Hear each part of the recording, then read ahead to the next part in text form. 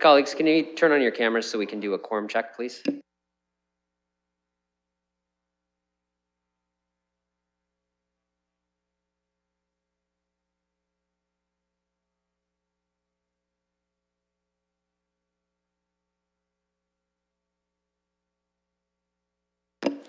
Okay, we have quorum, so I'm going to call this meeting of the Strategic Priorities and Policy Committee to order. This is our 8th meeting of SPPC. The City of London is committed to making every effort to provide alternate formats and communication supports for council standing or advisory committee meetings and information upon request. To make a request for any city service, please contact accessibility@london.ca or 519-661-2489 extension 2425. To make a request specific to this meeting, please contact sppc@london.ca. We'll start off with disclosures of pecuniary interest. Do any colleagues have any disclosures?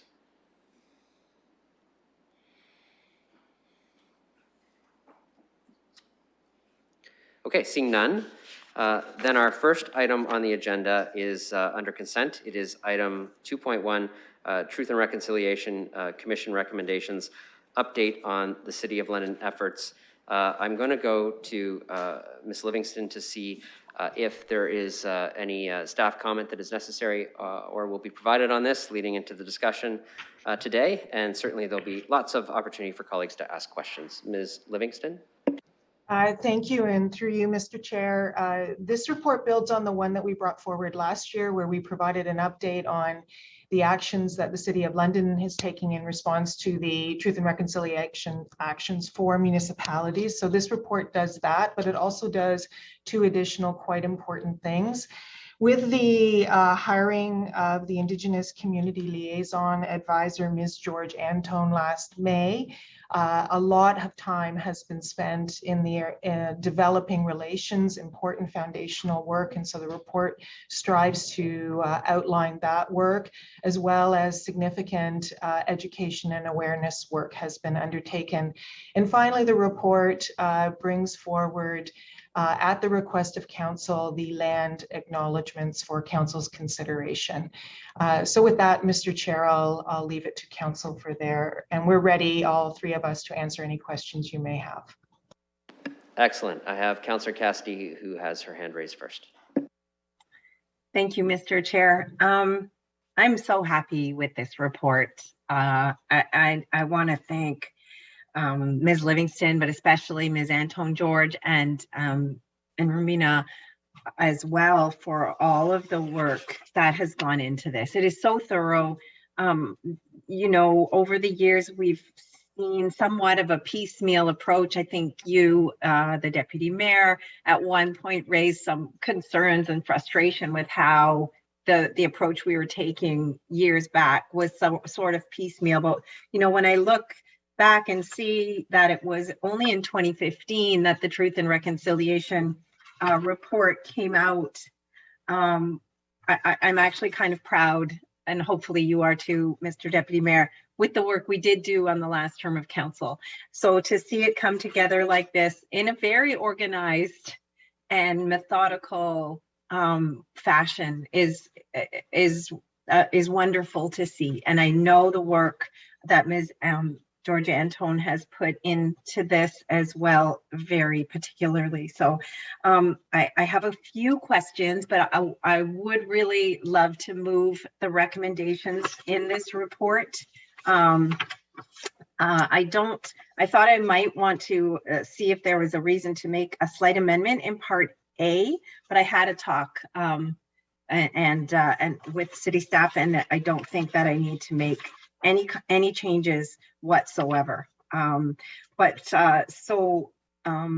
just wanted to get clarity from I think from Ms. Morris or Ms. Antone George or from Ms. Livingston about the written version. So in the recommendation Part A, it says incorporating a land acknowledgement in its written form in written documents as may be appropriate.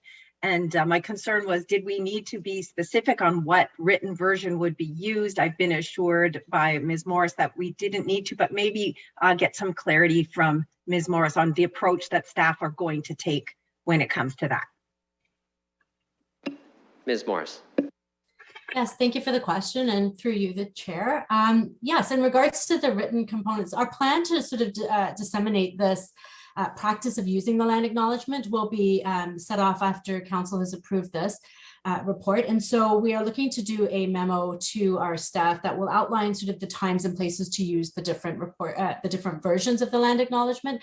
But for written reports and for email signatures, anything that just needs an acknowledgement that is short and concise, we will be looking to use the third version, the shortest version, in written context. Great. Thank you. Through you, Mr. Presiding Officer. Thank you for that response.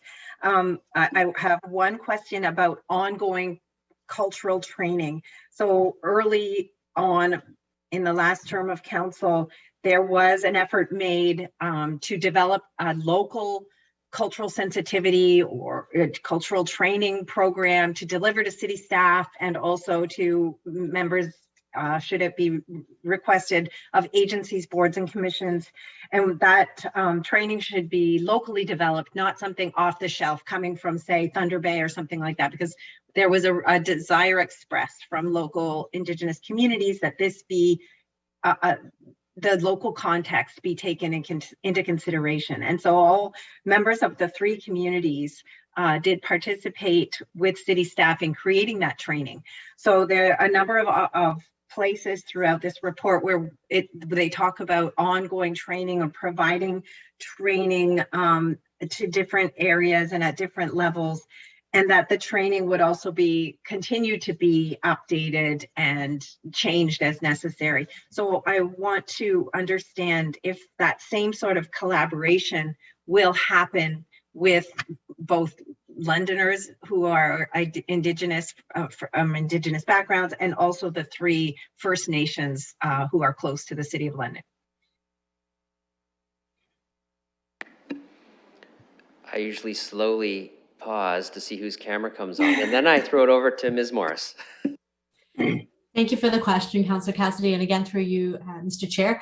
Great question. There is a layered approach to this. So the Anti-Racism and Anti-Oppression Division have been working on and have now fully completed creating an Anti-Racism and Anti-Oppression Foundations training. It includes some pieces around indigeneity and anti-Indigenous racism, but it's broad enough, and it will be rolled out to all of our employees and then potentially to our ABCs as well. So that's one foundational kind of step in terms of training.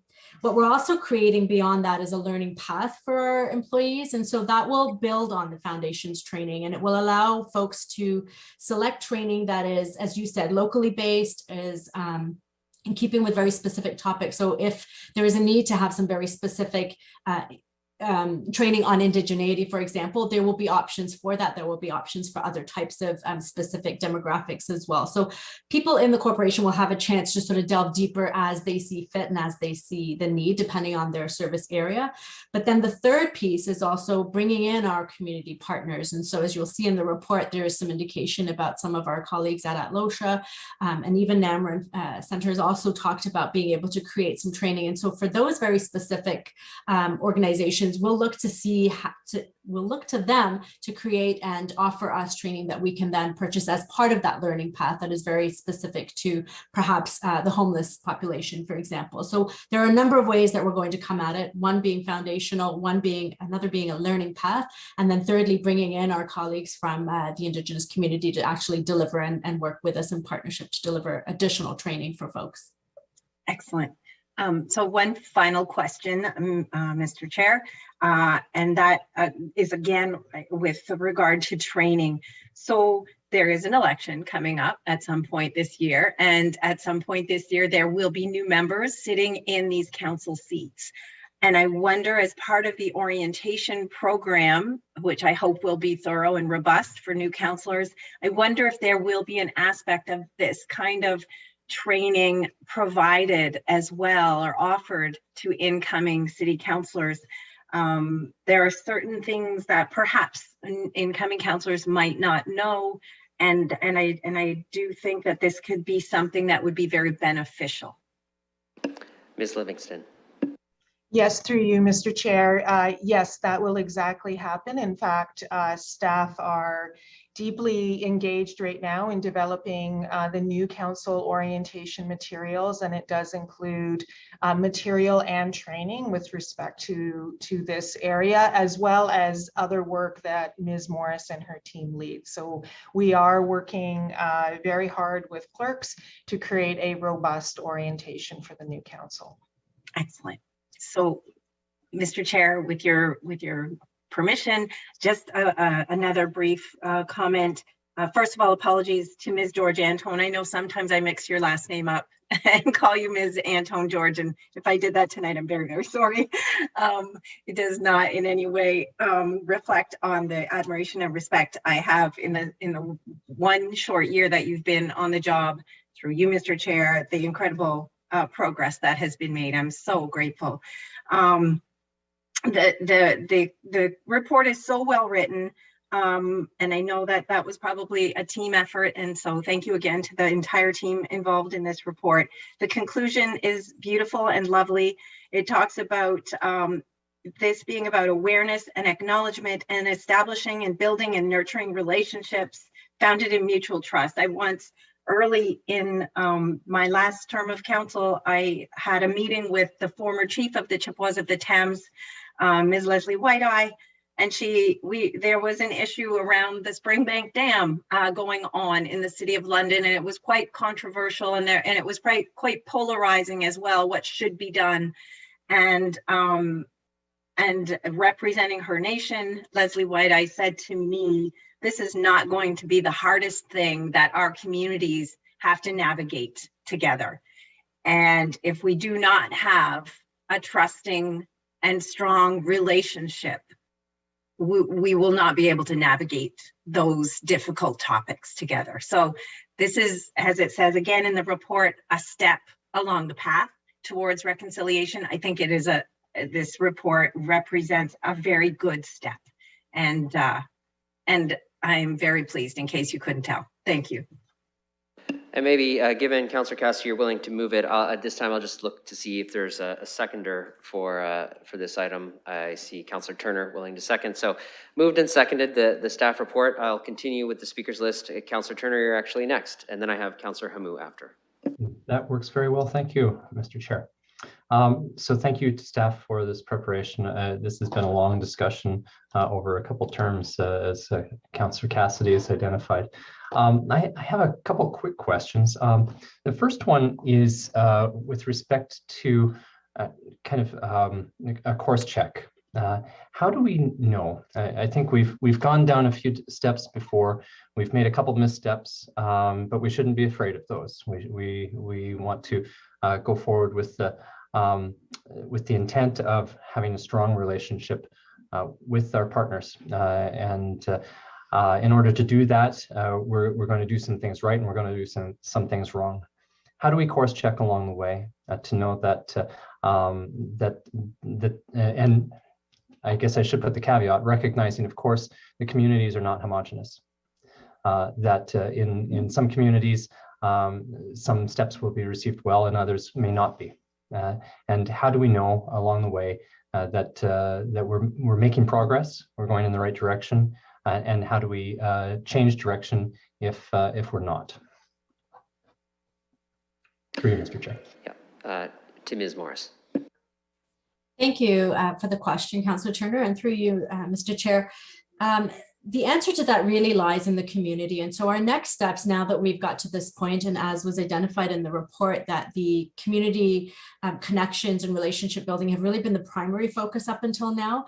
At this point, we really see the next step being engaging all of the Indigenous communities. As you identified, they are diverse in their identities as well as their needs. And so the hope at this point is to start to bring everybody together, all of those different communities together, and work alongside other organizations as well as the City of London to really develop a cohesive action plan that really speaks to truth and reconciliation more broadly, so that as the City of London, we can really excel and exceed what is already written in the 2015 report. And so How will we know if we're on track? We will only know from community. That is what equity work requires us to always be accountable to those that are in those equity deserving groups. And so in this case, we would be looking to the community to guide us, to let us know when we're off track. We certainly have a lot of strength in Ms. Georgia Antone, and she is that connector to the broader community.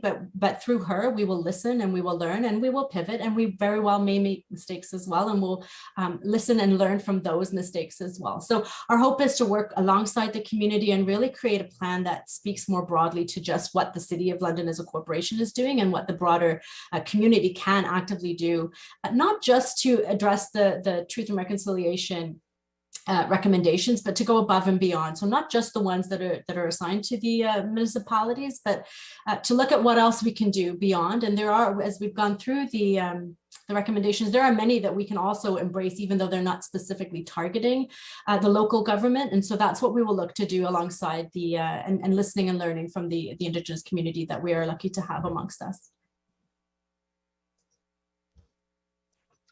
And through you, Mr. Chair, thank you, Ms. Morris. So that's helpful. I think that is absolutely what we need to do. The second kind of follow-up to that is, how will council know that we're on the right course? I'd imagine those council to council opportunities that are identified in the report are one way. Also, we would hope to see in subsequent reports and to be candid with us. Be candid with us when we have taken a wrong step or a step that needs to be rectified or corrected. Those would be the things that I would hope for going forward. My only other question is actually with a very specific on the TRC call to action on number 17, which calls upon all levels of government to enable residential school survivors and their families to reclaim names changed by the residential school system by waiving it. Anyway, it speaks to the reclamation of traditional family names. I actually heard an article on CBC the other day that talked about the ability of First Nations communities to assign and provide names to their children that were historic and cultural, but that provincial regulations didn't allow for that because they didn't allow symbols or use of non-English letters in the assignment of names. I know that we as municipality are the ones that collect that information for the certificates of live birth. Is there a role for us to play in that specifically? Ms. Morris. Thank you for that question, and through you, Mr. Chair. That's actually something that we probably need to look into a little bit further. I'm not sure the answer to that question in terms of whether we would have a role. I know we can certainly support and advocate, but that's probably something we need to explore a little bit further. And so I don't have a clear answer for you. Certainly something we can look into further. Thank you. I appreciate it. I figured that's a question out of the blue, and certainly one that just kind of came to my attention through media recently. But it sounded quite reasonable and made a lot of sense. I know that some provinces are working towards that, and I think from a municipality standpoint, to help advocate for those kind of changes would be very helpful as well. So thank you very much again for the report, and I'm happy to second this as we've already done. Councillor Hamou, and Councillor Hopkins, I have you next. Thanks. My question's being answered. Councillor Hopkins. Yeah, thank you, Mr. Chair. And I don't have any questions. I am just really smiling as I read this recommendation. It's been a long time coming, and I just want to personally thank Ms. Livingston, Elizabeth Antone George, and of course, Ms. Morris for the work that they've been doing and continue to do. I just think it is so much appreciated. When I look back to when we came on to council back in 2015, and we started to have these conversations, and where we are today, we have definitely come a long way. So thank you very much. Also to councillors Cassidy and Pelosa, who continue to work with the Indigenous community as well. My appreciation to everyone involved. Thank you. Other speakers?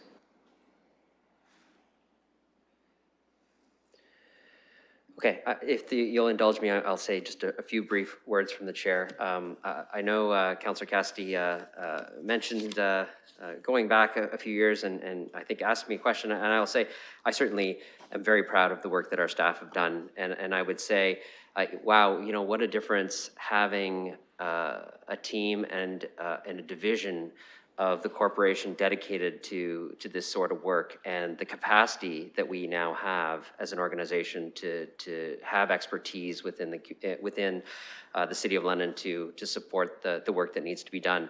I can tell you from my role at FCM, not all cities have this. Not all cities have the capacity to have this, and so we are very lucky to have made that decision as a council to invest in that space, to create those staff positions, and it certainly is something that allows us to do this important work, and I certainly am also proud. The other thing I'll let colleagues know is upon approval of this tonight, it will go to Municipal Council for final ratification. I will be chairing that Municipal Council meeting, and it is my intention to bring forward a notice of change of order to deal with this item off the top so that we could do the very first land acknowledgement at Municipal Council on that day. So I'll let colleagues know that I'll be working with the clerks to bring forward the necessary changes for that, and we will be able to, although it was a long time coming, if council approves this, there's certainly not going to be any further reason to delay in doing this formally after approval. So with that, if there are no further comments from colleagues, we can open this moved and seconded motion up for voting.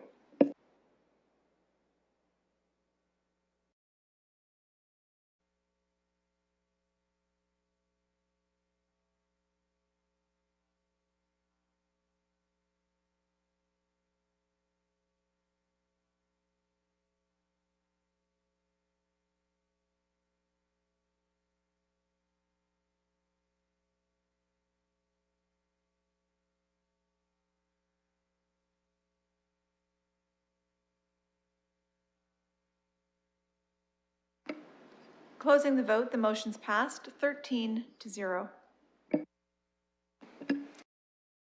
Again, I know it was said several times, but thank you to the staff team who did the incredible amount of work on that and continues to do the difficult but very important work towards truth and reconciliation in partnership with Municipal Council. We have no scheduled items. We have a number of items for direction. The first is appointments to the Greater London International Airport Authority Board. You can see there is a letter from that board asking for a continuation of appointment of a couple of their members. If colleagues are okay with that, I would entertain a motion to that accord at this time, or an alternate. I see Councillor Fife Miller willing to move the appointees as outlined in the letter. Councillor Van Holst, you're willing to second, or Councillor Pelosa? Van Holst beat you, sorry about that. Any comments on this? Okay, that's moved and seconded. We'll open that for voting now too.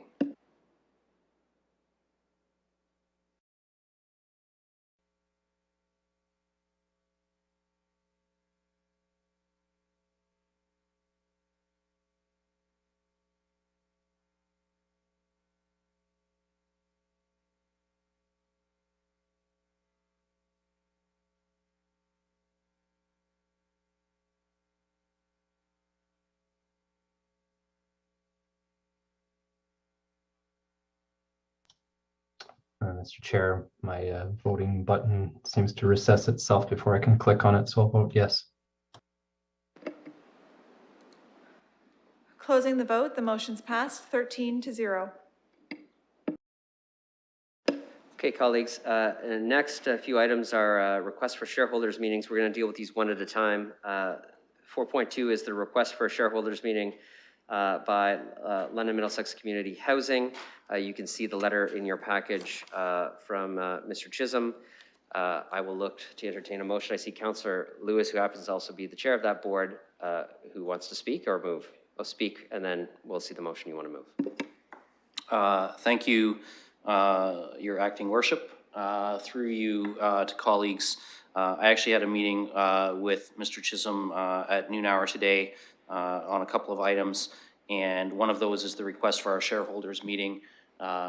There were two possible dates given when we were in contact with the clerk's office to bring this item forward.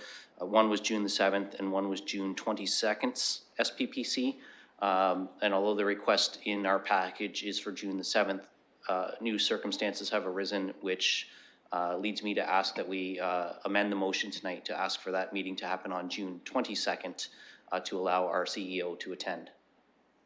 And I'm prepared to move that. Sure, you can just move that outright. There's no need for an amendment. So moved by Councillor Lewis to hold the shareholders meeting on that date, seconded by Councillor Hopkins. Any discussion? Councillor Helmer.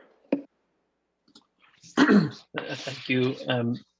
Wanted to raise the possibility of allowing a bit more time for all of the shareholder meetings and the delegations. In my experience, 5 minutes is rarely enough to really cover the material that needs to be updated on. And rather than deal with it at the meeting, I thought I would just raise it now to see if people are open to something like a 10-minute presentation and just deal with it off the hop.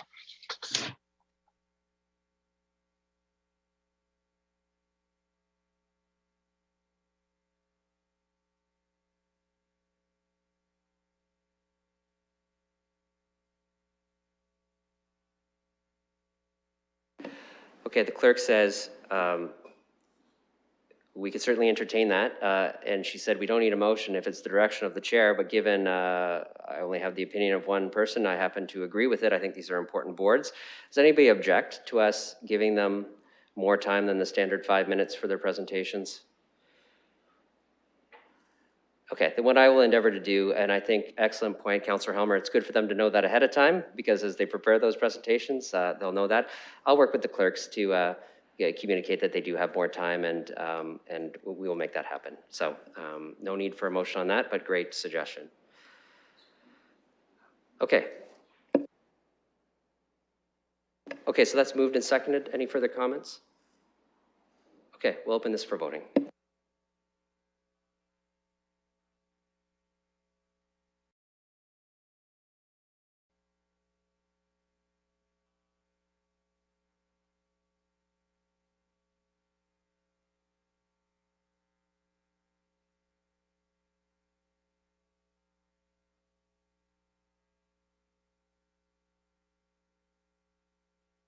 Closing the vote, the motion's passed 13-0.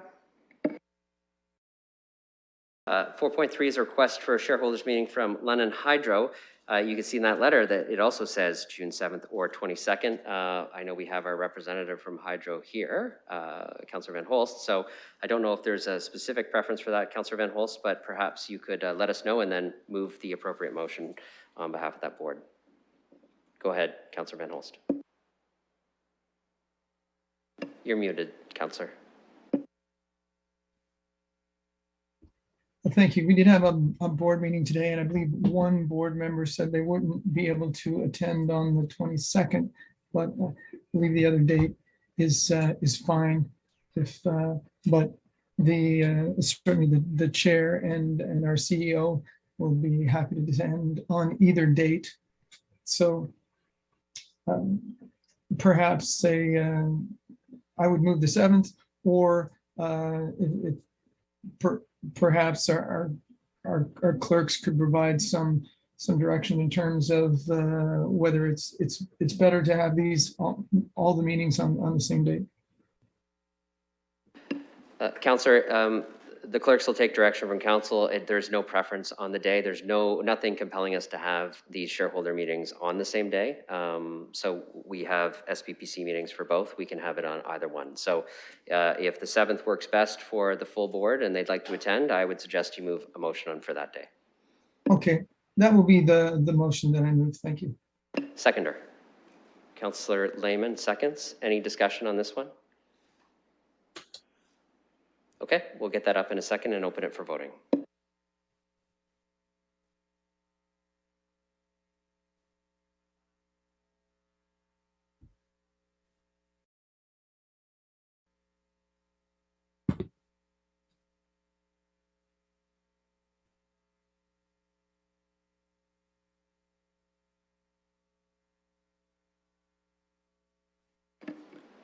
Closing the vote, the motion's passed 13-0.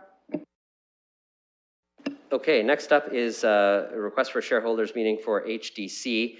In their letter, they specifically request June 22nd. Is there anybody willing to move that particular motion?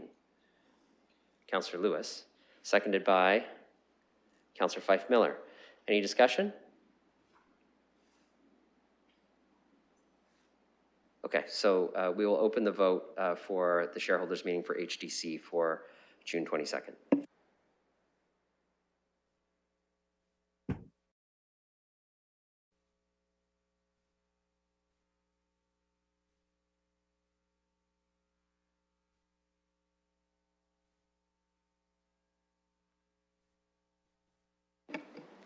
Closing the vote, the motion's passed 13-0. Okay, colleagues, 4.5 moves into the consideration of Community Advisory Committee appointments. It's got multiple parts for all of the Community Advisory Committee meetings. There's also a staff report attached to this. Perhaps it would be advantageous to talk about the staff report first and then move into the appointments. So if colleagues have questions about that particular report, you'll notice that there's a couple of things in there and some additional context. When the notice was put out for those to serve on advisory committees, there wasn't a specific end date attached to those terms. The motions before you today are set up to have an end date of February of 2024, but the clerks say it is completely up to municipal council if you would like to have a different end date for these particular compositions of the advisory committees. There was discussion obviously to kind of stagger the terms past the start of an election and not have it be the first thing that we do. And so that is what will come up. I just didn't want anybody to be surprised at that. And now would be the appropriate time to have a discussion on both the report as well as if you felt that was appropriate, because we can certainly change those if council has a different opinion about those end dates. The other item too is many of these committees are up to 15, but can operate with less, which gives the opportunity for us to move forward with them, even if there are not 15 applications today, and certainly the capacity to add members in the future up to that 15 amount. There is one advisory committee that has specific requirements for those who have a disability to be on there. It needs to have a majority of members.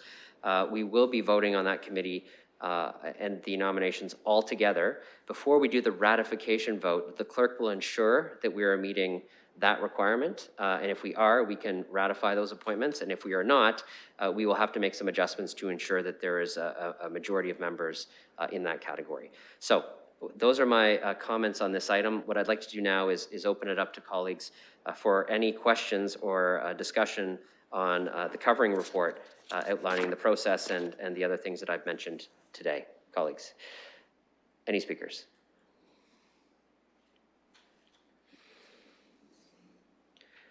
Okay, great. So we can move on then to the appointment of the committees. And so colleagues know they are all names are loaded into the system. So we're currently set up to deal with all of these items and all of the names that have been forwarded. As you know, these are up to 15. So that means you can pick up to 15 when you cast your preferences. Certainly there is the opportunity for discussion if colleagues feel they'd like to do that before we make any sort of votes. And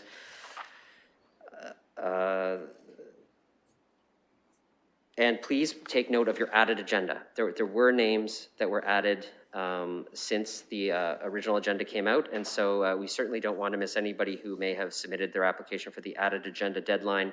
So please take note of those applications if you have not already done so. I'm sure everybody has, but I certainly don't want someone to miss an opportunity because they weren't on the original agenda and they were on the added. So with that, I'm prepared to open the discussion on consideration of appointments to the Accessibility Community Advisory Committee. Requires up to 15 members, and and the majority of persons must be with a disability. If there's no comments, then the first thing we could do is we can move right to putting all of these up for your vote, and we can proceed with the selection. Okay, I don't see any comments or thoughts, then we can proceed with opening this for voting. Clerk, do you have anything to remind us about this process? Yeah, okay, I'm going to turn it over to the clerk to outline exactly what's about to occur. Thank you. Through the chair, as the chair has mentioned, all of the candidates who have applied will be reflective on the vote that will be open to, or the selection that will be open to you momentarily. Members may choose up to 15 of the individuals for appointment.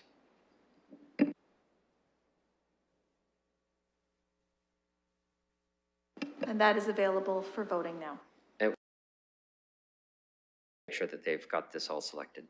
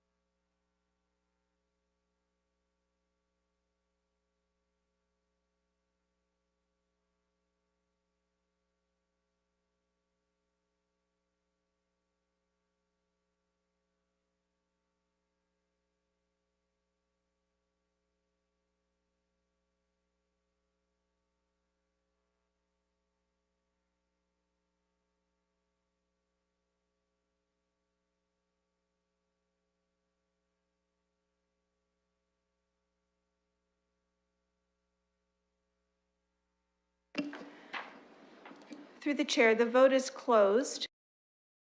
With the most results for consideration of appointments with a separate motion will be, and with apologies for the pronunciation, Mason Brunner Moore, Alejandro Garcia Castillo, Umar Iqbal, Natalie Judges, Susan Maipal, Alicia McGraw, Jay Menard, Penny Moore, Megan Papadakos, John Pierre, Bonnie Quinnell, Pam Quinnell, Dina Rustin, Cora Wachowski, and Katja Pereslavaska. And that will meet the requirement for the minimum appointments included in the Act. And colleagues, we'll do the ratification vote of all these appointments at the end. So we'll do all the selections first. So that completes the preferential selection for that. So we can move on to the next committee, which is consideration of appointments to the Animal Welfare Community Advisory Committee. Is there any comments the colleagues have before I proceed with the selection process on this? Okay, then we'll proceed with the preferential selection process.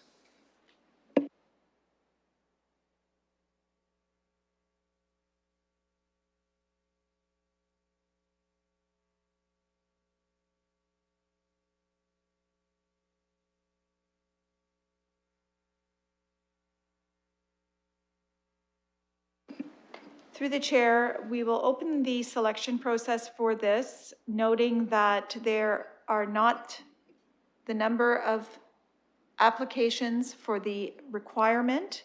So in this case, you may choose up to 8.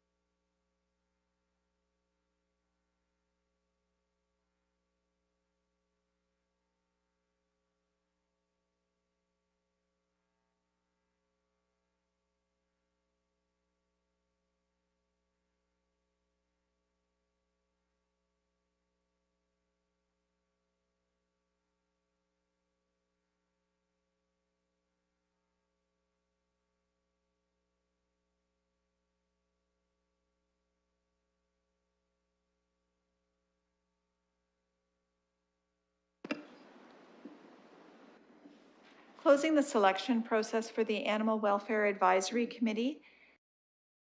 See the results from the selection process, and all of the applicants received votes from the committee. If the committee would, it will be up to the committee as to whether or not to proceed with the appointment of all of them.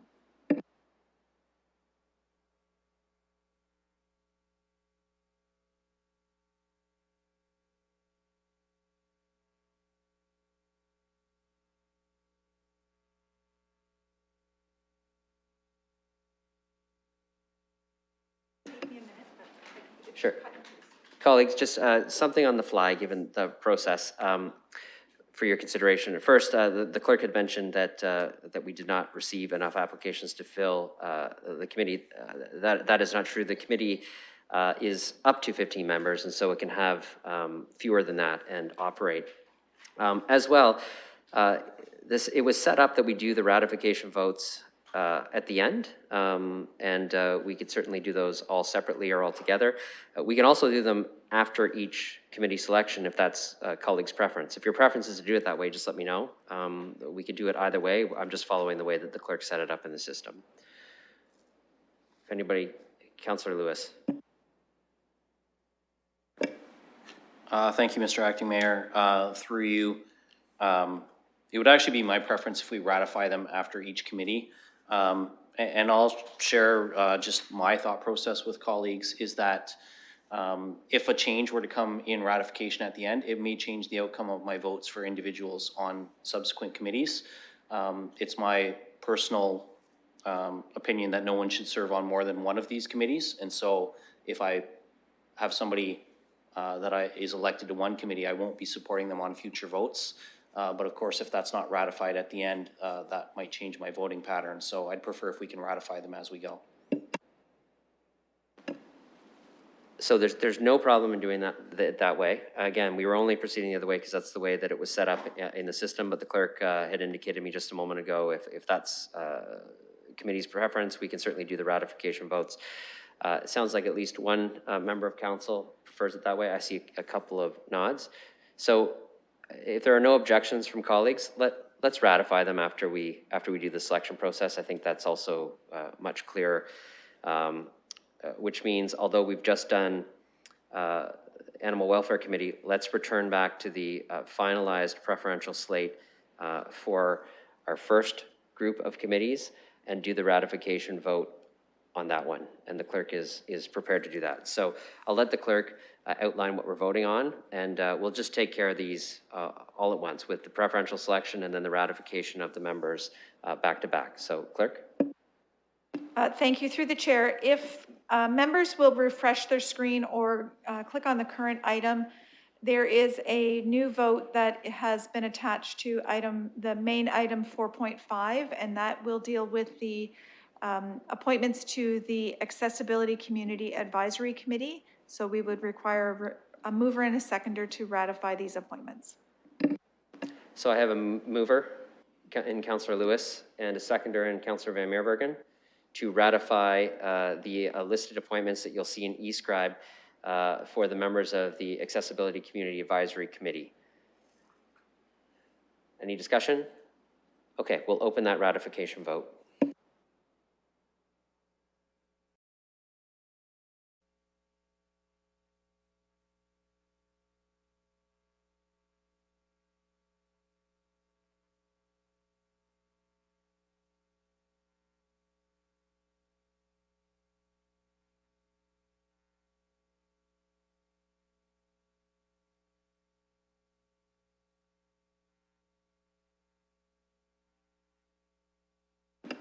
Closing the vote, the motion's passed 13-0. And next we will consider the ratification vote for the other selection process that we completed, which was for the Animal Welfare Advisory Committee. Councillor Van Holst, is that a moving? Yep. Is there a seconder to ratify that? Councillor Hamou is willing to. I'll just wait for the clerk to pull that up in the system. We're good to go. Okay, any discussion on that moved and seconded ratification of those? No? Okay, we'll open that for voting.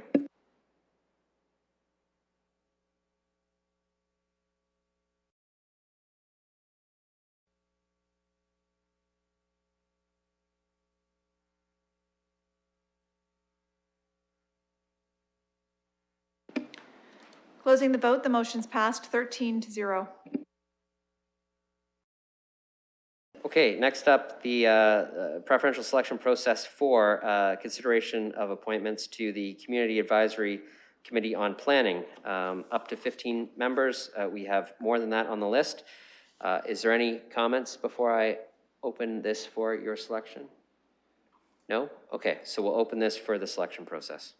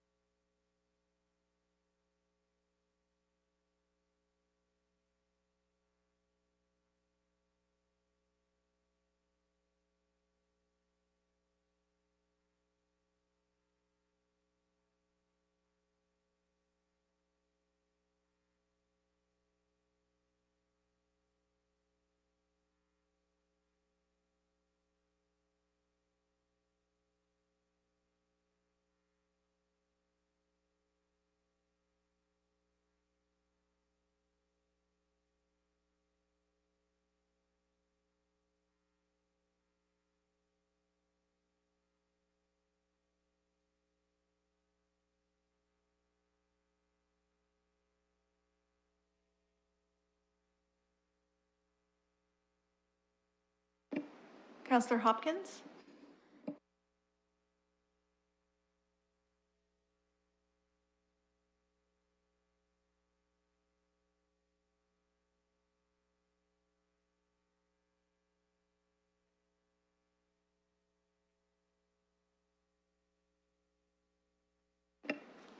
There is not a majority with the first round of selection, so we will prepare a runoff ballot.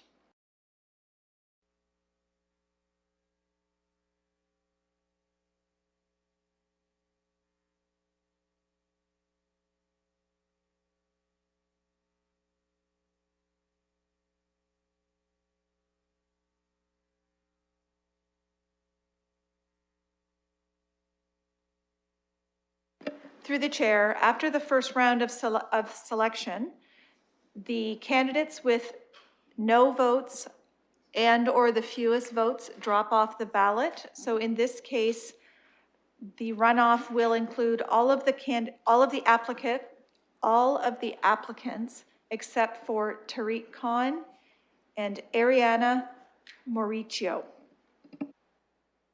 That will be opened up momentarily. Members will still be able to choose up to 15.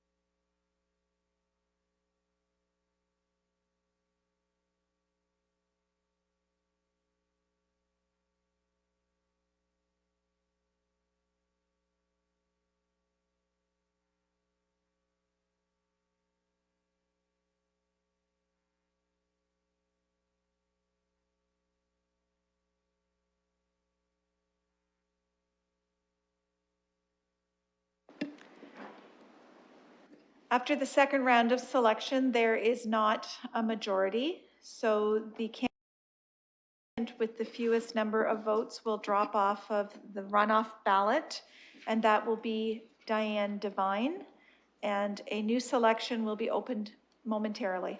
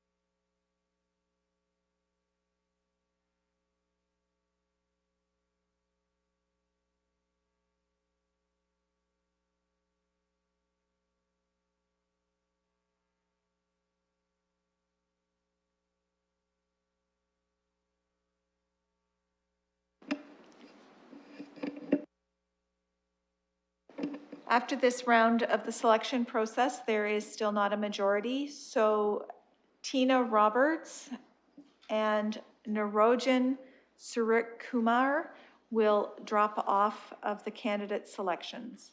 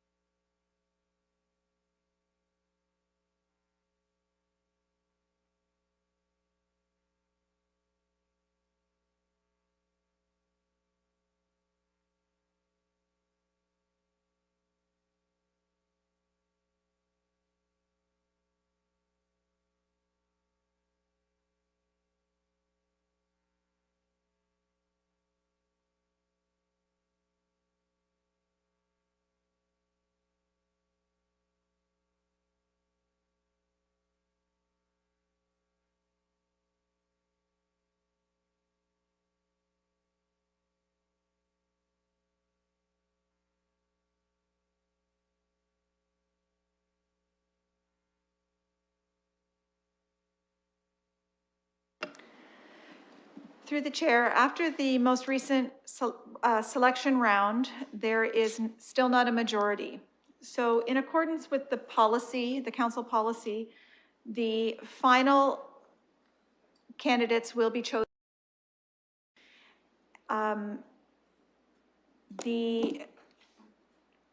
Just a moment.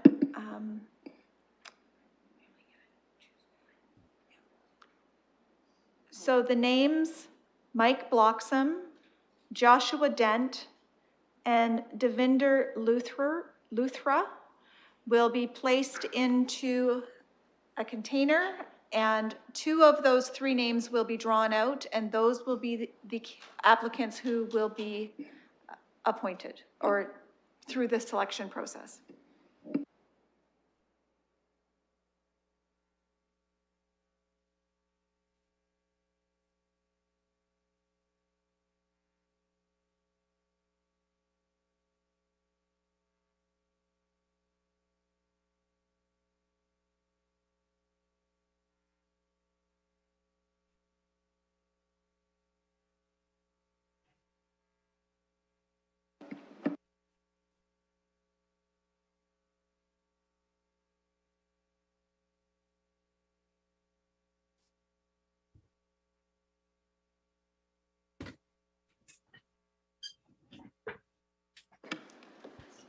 So in accordance with the policy, the names being written on the 3 pieces of paper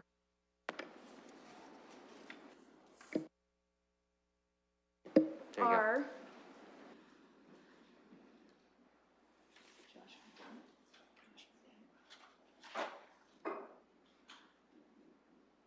Joshua Dent,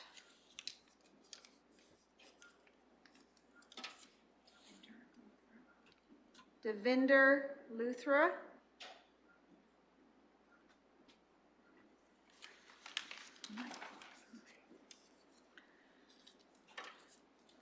and Mike Bloxham.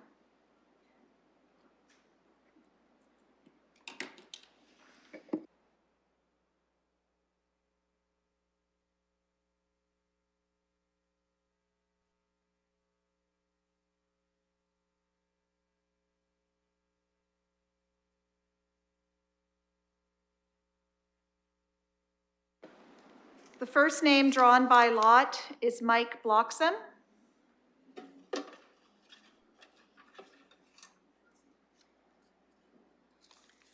The second name drawn by lot is Joshua Dent.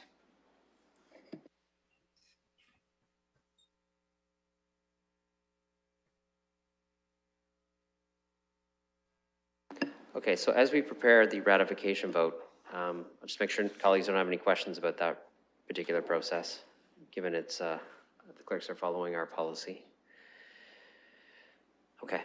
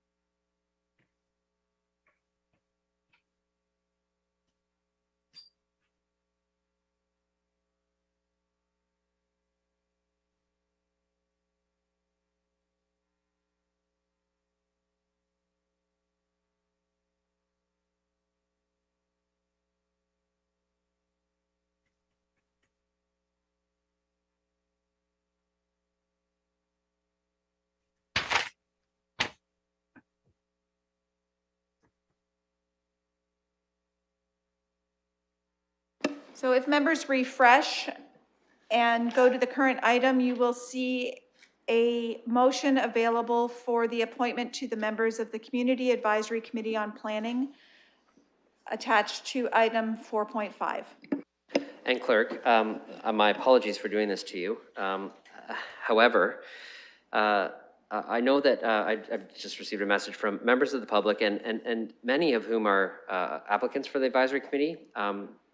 Obviously, it's very difficult for them to see the results of our individual voting, but when we get to the ratification vote, I think it would be helpful for the names to be read out before each of the votes so that people know that they're on that ratification vote list. I don't expect us to be scrolling through all the rounds of the voting. Obviously, that is available in the final report that goes to council, but I think it would be appropriate for those tuning in to be able to hear what the final slate of names are that are being considered for ratification so that they know whether or not they were successful at the committee level or not. So my apologies for asking you to do that, but I think that's probably appropriate for transparency.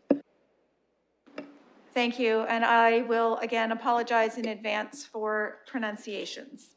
The individuals for consideration for appointment to the Community Advisory Committee on Planning are Sarah Ashman, Stephanie Bergman, Mike Bloxam, Ingrid Konitis, Gabriel D'Souza Barboza, Joshua Dent, Angus Johnson, Susan Jory, Jean-Marc Metralier, Mike Rice, Joseph Wabajij, Mike Wallace, Kirby Wad, Margaret Wally, and Michael Wojtak.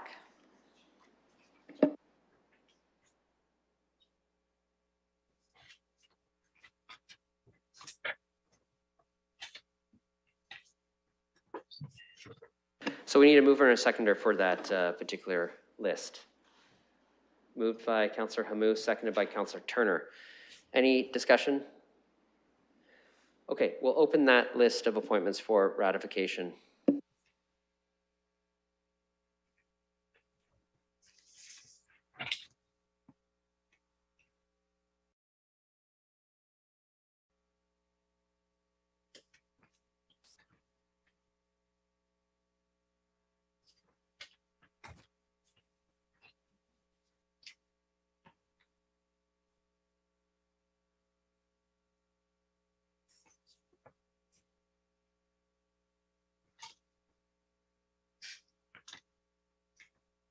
Councillor Van Holst.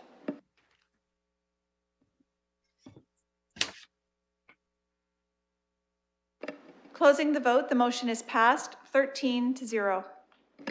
Okay, next we're on part E, which is to the Diversity, Inclusion, and Anti-Oppression Community Advisory Committee.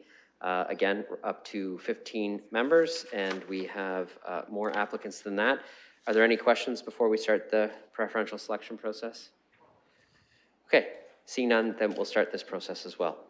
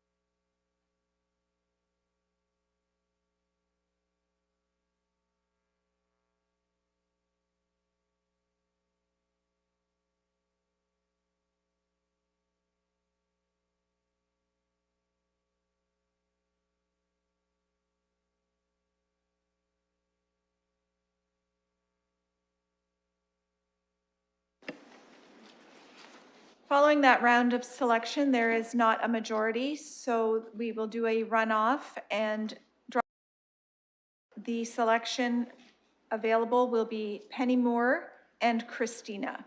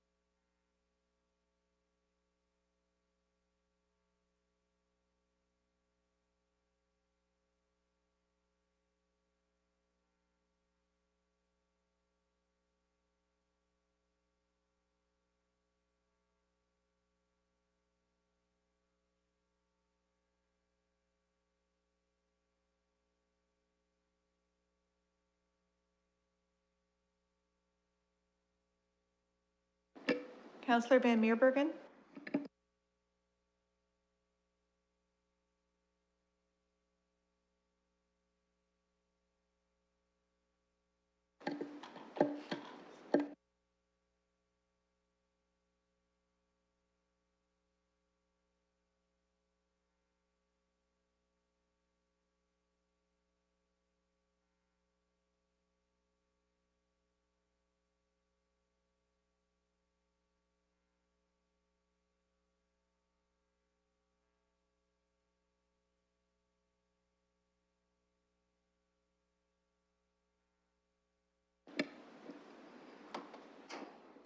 So the applicants, after that round of selection that received the majority of votes, forward in a separate motion are Sue Brooks, Kimberly Ann Burke, Michaela Hazel Castillo, Stacy Evoy, Nadia Fad, Nico Fragis, Prab Singh Gill, Rupinder Kaur Gill, Brian Hill, Hetam Karki, Mafatso Malotha, Lizette Ochoa, Ryan O'Hagan, Jose Pineda, and Audra Stonefish.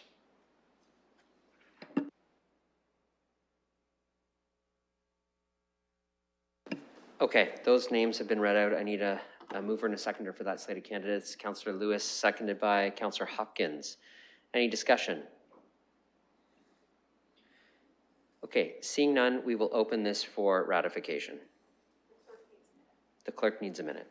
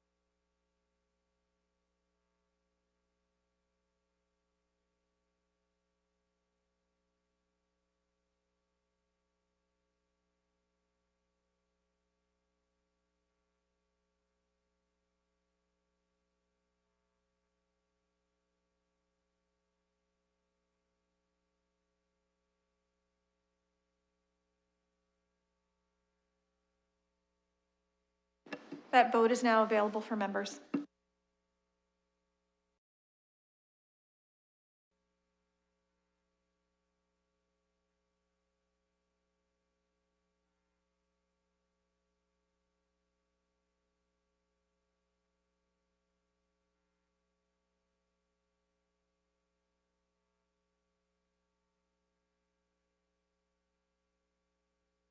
Closing the vote, the motion's passed 13-0.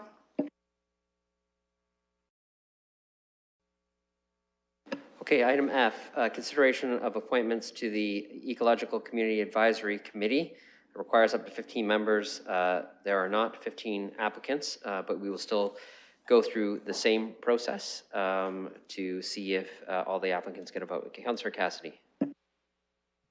Thank you, Mr. Presiding Officer. We received an email from the outgoing chair of EPAC with some thoughts and suggestions.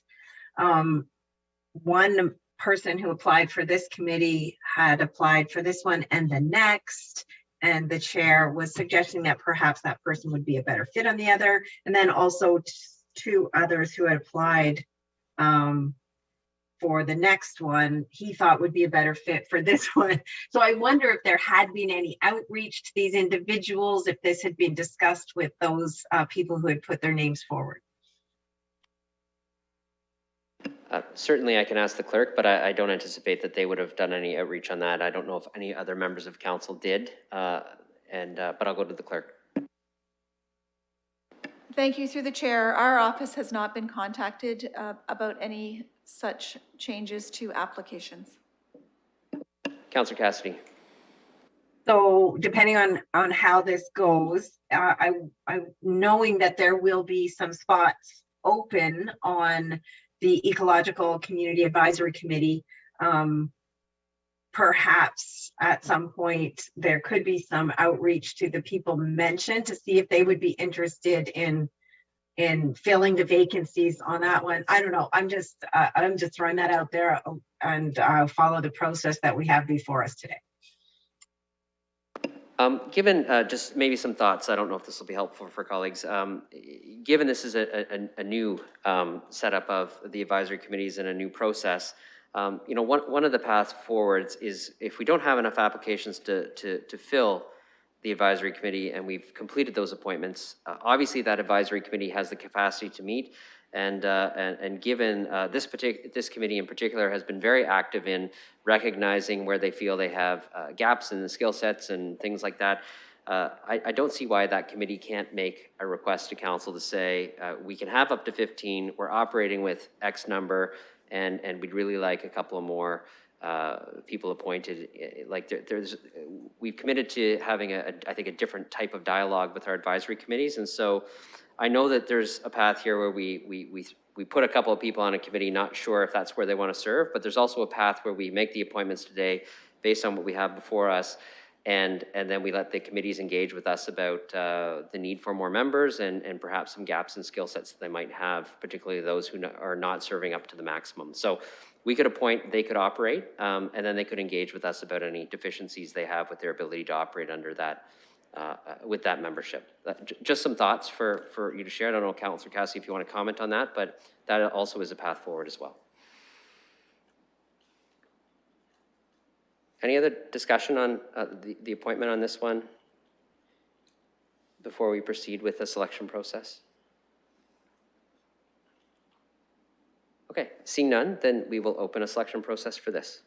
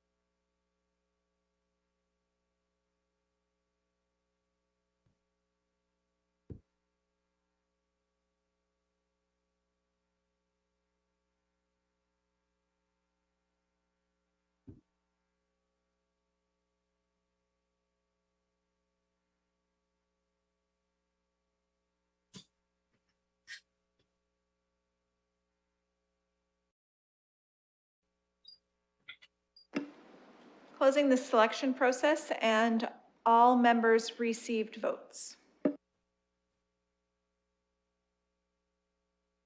Okay, I don't think we need to read them all out given they're all on the agenda. I will look for a mover and a seconder for ratification of that. Councillor Fife Miller, Councillor Lewis. Any discussion? Okay, we'll open that ratification vote.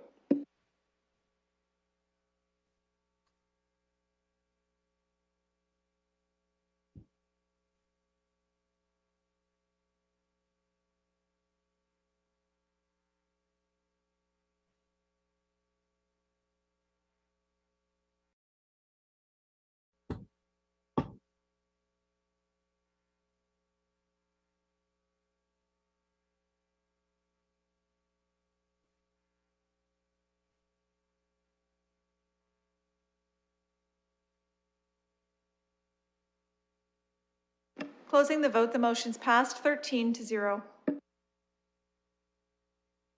Okay, next item G, consideration of appointments to the Environmental Stewardship and Community Advisory Committee. Requires up to 15 members. We have more applicants than that.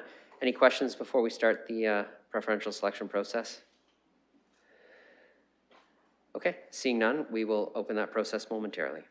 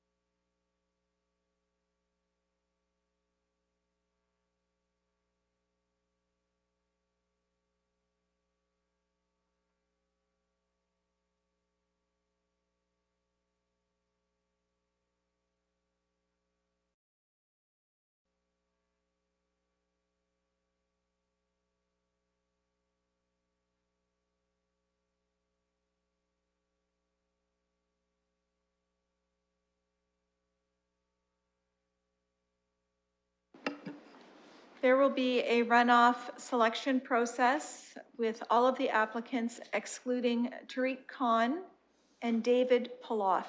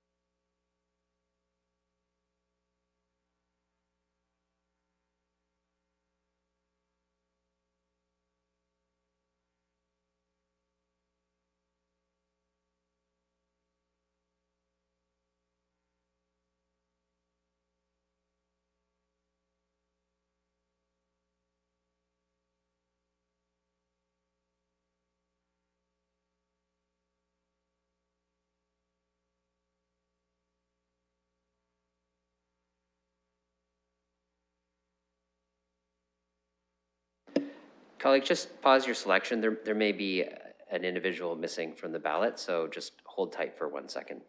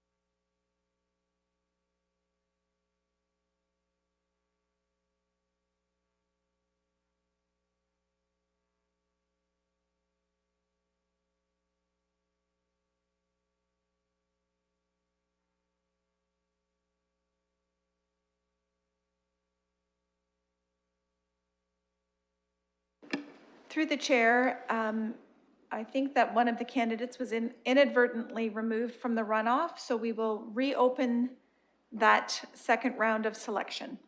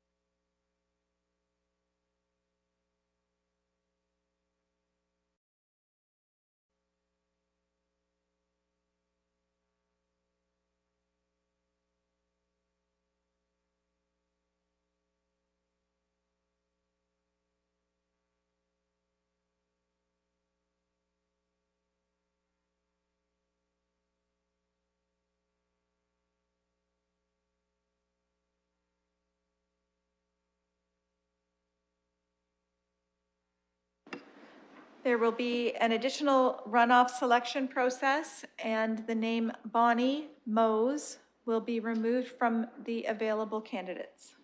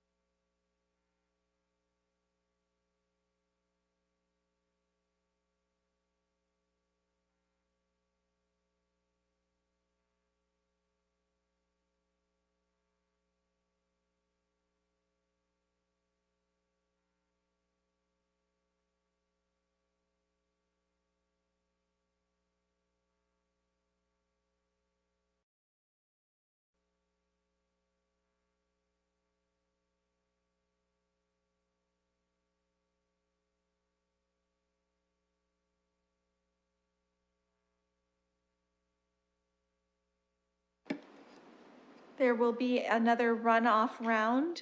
Angus Johnson will be removed from the available candidates.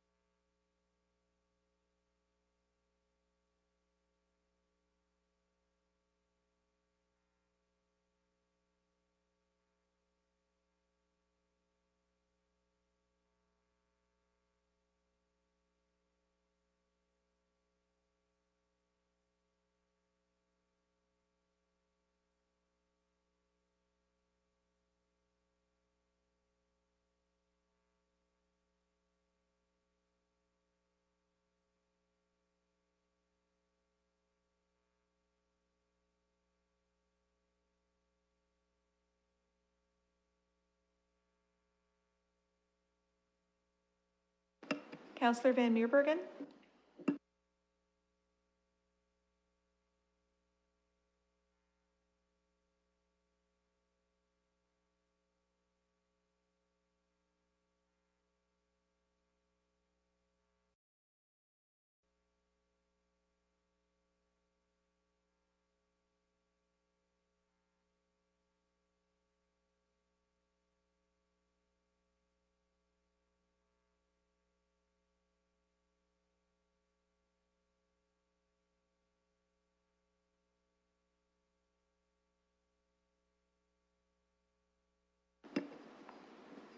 There will be one more round of the selection process, and the candidates Mary Hoydonk and Sydney McLean will be removed from the selections.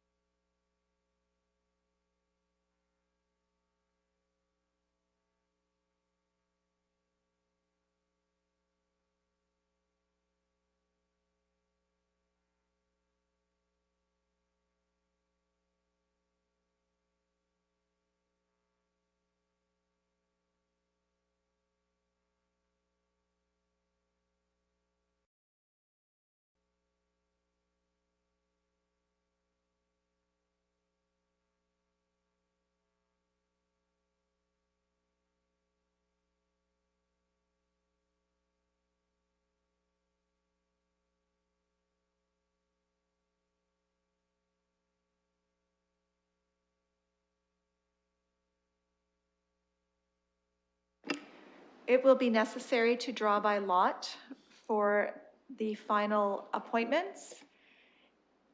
Going in for consideration by lot will be Irina Cholkova, Rob McGrary, and Julian Robertson.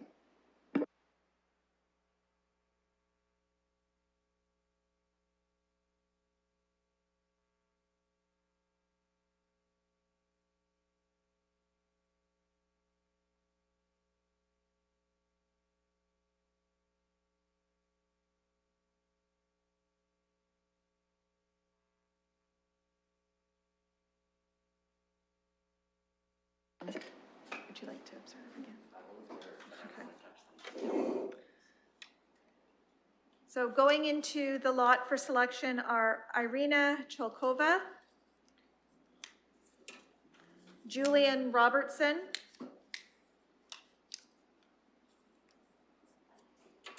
and Rob McGrary. The two names that are drawn from the lot will be included for the appointments.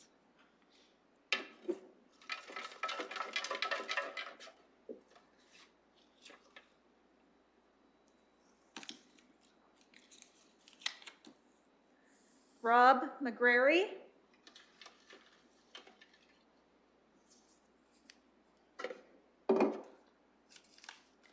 Irina Cholkova.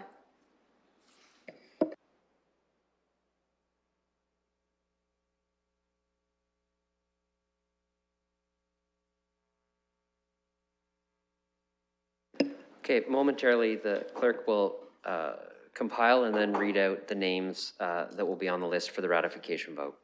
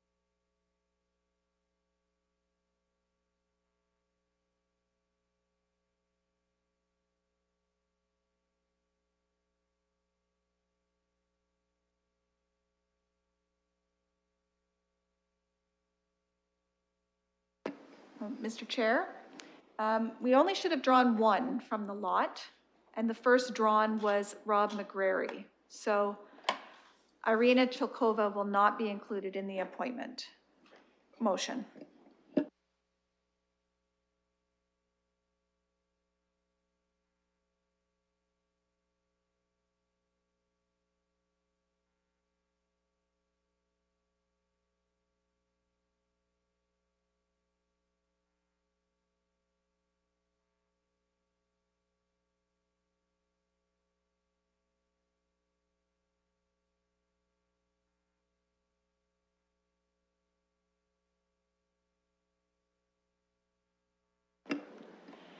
The motion is now available in eScribe for members' review.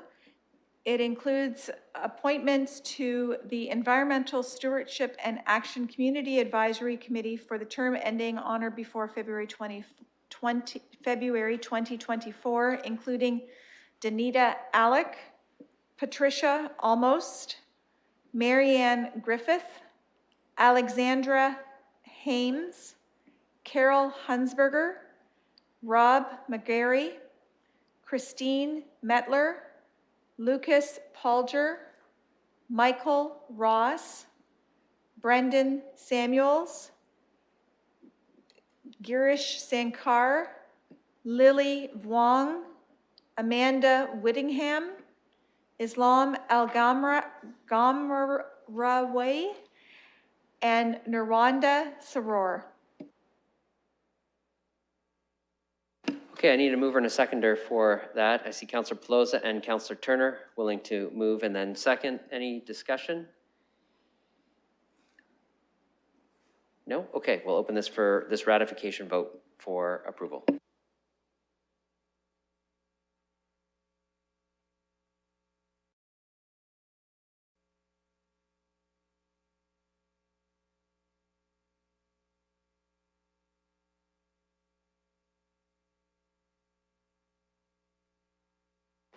Closing the vote, the motion's passed 12-0. Next item, item H, consideration for appointment to the Integrated Transportation Community Advisory Committee, up to 15 members. You can see the slate of candidates before you. Any comments before we open the selection process? No, seeing none? Okay, we're going to open the selection process.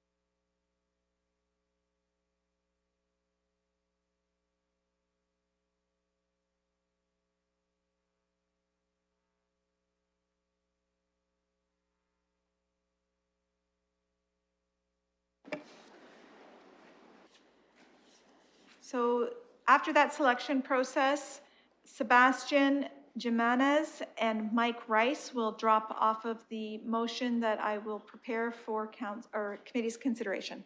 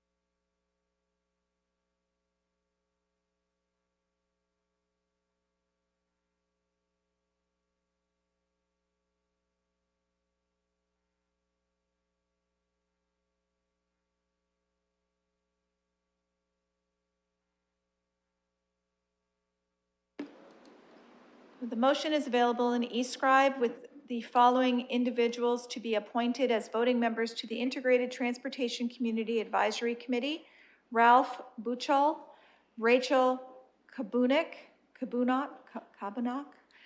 James Colley, Ernest Eady, Dan Foster, Trevor Kerr, Tariq Khan, Scott Leach, Vincent Lubrano, Devinder Luthra, Milad Malexaday, Cheryl Ruth, Antonio Santiago, John Varica, Ashfaq Hussain. Okay, I'll need a mover and a seconder for that slate of candidates. Councillor Lehman, seconded by Councillor Hamou. Any discussion? Okay, we'll open that ratification vote.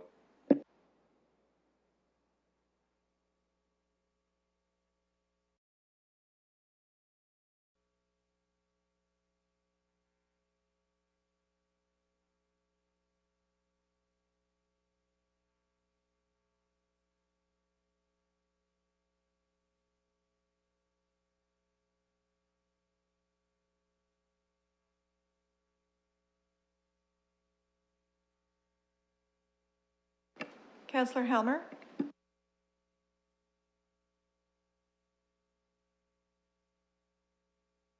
Closing the vote, the motion's passed. I now need a mover and seconder for receipt of the staff report that was attached to the appointments. Councillor Fife Miller, seconded by Councillor Van Meerbergen. Any discussion on that staff report? This is for receipt. Seeing none. Okay, we'll open that for voting.